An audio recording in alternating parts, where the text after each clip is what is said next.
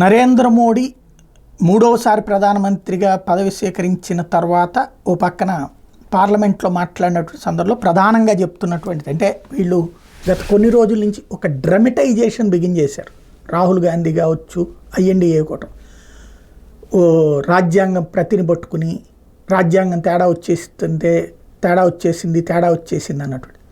రాజ్యాంగానికి ఏ తేడా రాలా, రాజ్యాంగం మరింత సమర్థవంతంగా అమలైంది.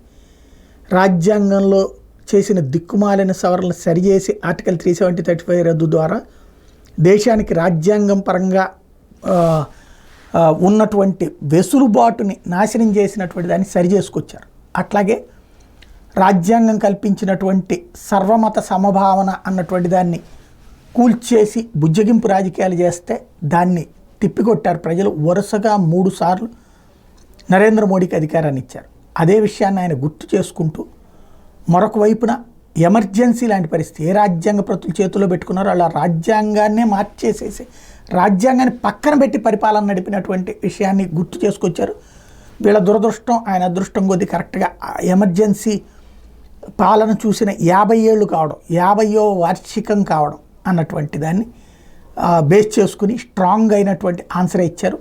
ప్రస్తుతం మోడీ మళ్ళీ ఫైర్ మీదకి వచ్చారు.